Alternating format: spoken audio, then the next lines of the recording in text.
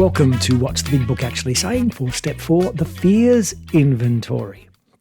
Now, one thing I'd just like to say today is that I'm not trying to be controversial at all by making these videos. I'm literally trying to help people understand what the Big Book's actually saying. But I fear I may be controversial today for some of you because my study of the Big Book indicates that when we do a fears inventory, we're not required to list any character defects whatsoever. And I have seen many inventory processes for fears where the columns and the process for fears literally matches that of resentments. And my study of the Big Book simply suggests that's not the case. Now, of course, this is AA. It's almost beyond democratic, isn't it?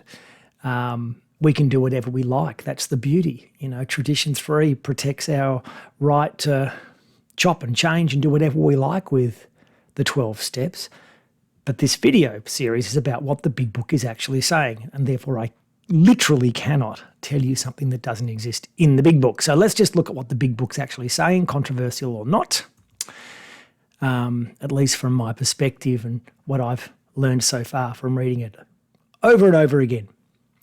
Where are we? We've just finished our resentments inventory, and this is a very critical thing.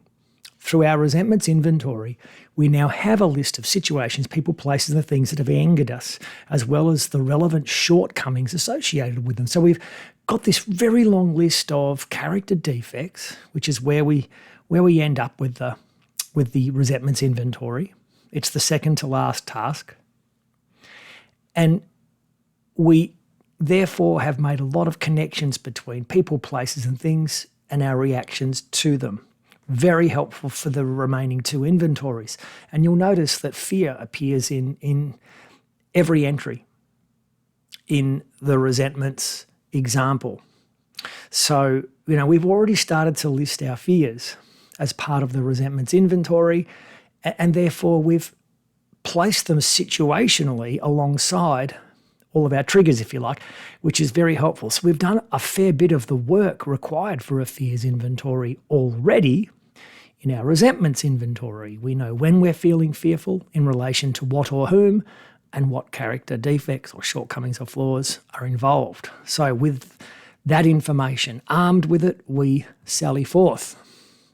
And, you know, as I say, all of these fears, and there are, in the example, 6 fears associated. But I actually think there isn't one, I'm just looking, there isn't one cause that doesn't have fear involved. So a large chunk of our fear inventory is initiated in the resentments inventory. Fascinating. Okay. Let's look at what the book says about fears when we get to that section straight after resentments. It says, this short word somehow touches about every aspect of our lives. It was an evil and corroding thread. The fabric of our existence was shot through with it. It set in motion trains of circumstances which brought us misfortune we felt we didn't deserve. Now, I'll be honest, that's fairly literary, old-fashioned speak for me. When I reinterpret this for sponsees, I might say something like, this short word somehow touches about every aspect of our lives. It made life so much worse. Our very existence seemed driven by it. It set in motion bad situations that left us worse off, which we felt we didn't deserve. This is what the Big Book's saying, I feel. It continues, but did not we ourselves set the ball rolling? Sometimes we think fear ought to be classed with stealing. In other words, something people choose to do. It seemed to cause more trouble. It continues, we reviewed our fears thoroughly. So this is all the setup we get. And I think it's a very provocative thing to say to anyone, you're causing this. When you feel fear, that's you setting yourself off. And not only is the book saying that, it's also saying that when we choose fear, it's a trouble-causing thing. So you're likening it to me choosing to steal. Is fear a trouble-causing choice that I'm making? That is a very provocative contention to put at anyone's feet. But this is what the Big Book is saying. So rather than getting too confused or angry about this provocation, we move straight into the process. The process is this. We start with the what and the who. We put them, our fears, on paper, even though we had no resentment in connection with them. So that's interesting. I guess you could take that to mean that we've already listed a lot of fears within our resentment inventory. Every time we bracket something fear, it seems to be saying that we're just adding to that previous list because it says we had no resentment in connection with them. I mean, I don't know about you, but I'd probably carry all those fears over from the resentment list and then just keep going. That seems logical to me, having them all in one place. 2, this is part 1 of 2, which is the why. Well, it's part 1 of why. We asked ourselves why we had them. Now, what's interesting about that step is that we can do that with all of the character defects, shortcomings, flaws that we've already listed.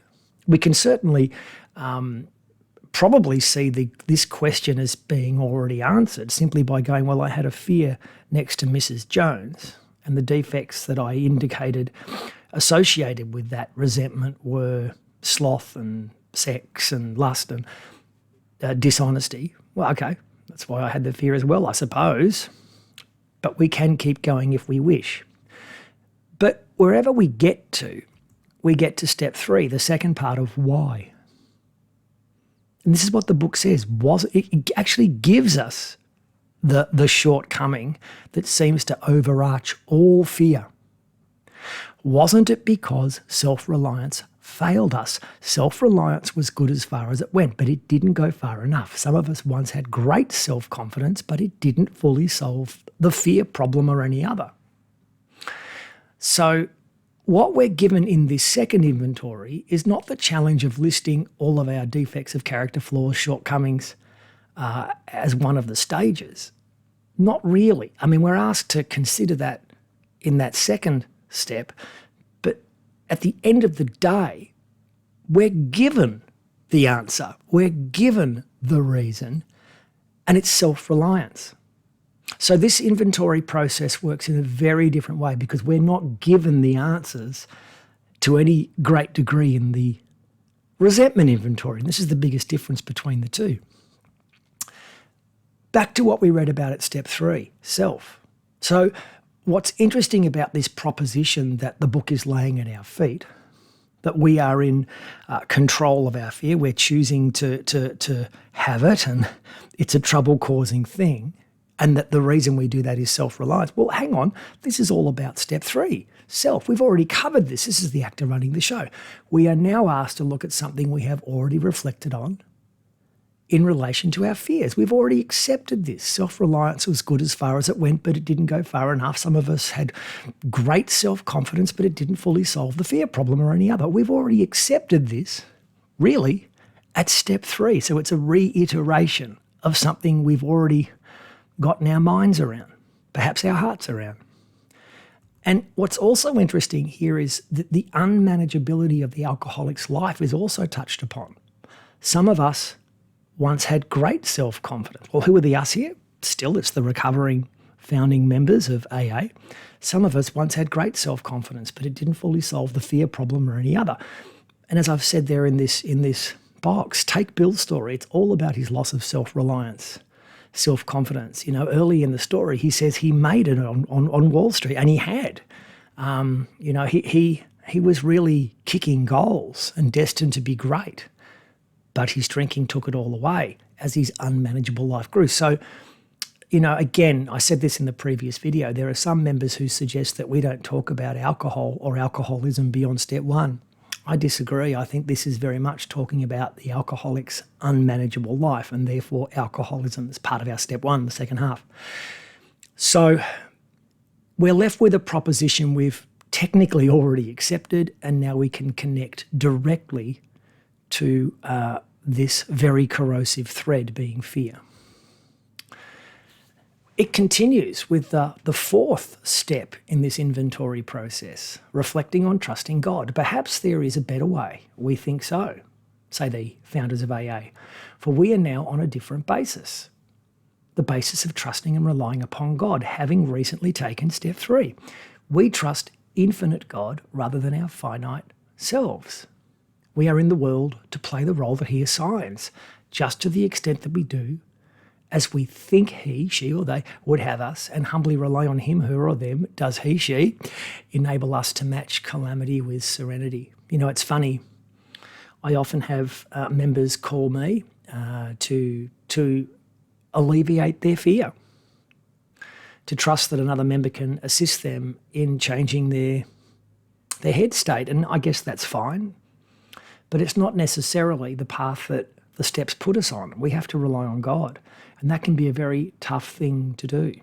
You know, my sponsor talks about him not wanting to God block me, and I think that's a very profound wish on his behalf, because it throws me back into the trajectory of the 12 steps. Why am I not just trusting and building my relationship with God in order to deal with my anxieties and what's on my mind and troubling me? Why am I still relying on other human beings?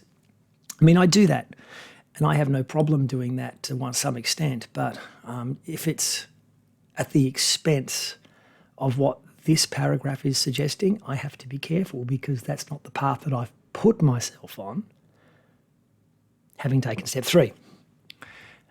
No listing of character defects here, though, see?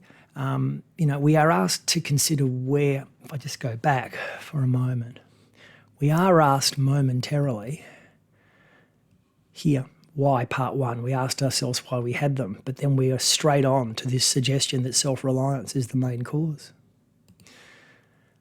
So this inventory simply asks us to write down all of our fears, consider why we have them, before then compelling us to consider that a lack of God reliance is the cause. We're then reminded that our decision to turn our will and our lives over to the care of God as we understood him, her or them is what we need to focus upon to reduce fear.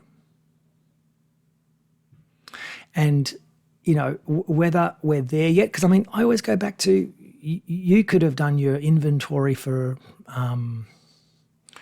resentments in a fortnight, for example, having taken step 3 a fortnight ago as well, because, you know, you take step 3, start working on your resentments list, fortnight later you're done. So my relationship with God may not be profound yet. I may not have any understanding of what God is, or I can't hear what God wants me to do yet. That's a little bit down the track.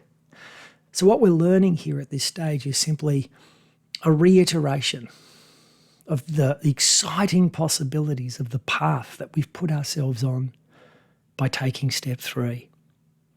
We may be anxious today and the anxiety is not going away because it's early days. But do we have the faith, hope and trust that building a relationship with God and asking God, hey, what would you have me do for others today?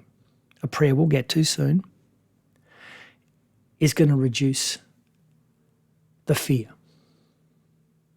As it says here, enabling us to match calamity with serenity. What an awesome prospect. And on that rather positive note, have a happy, sober day.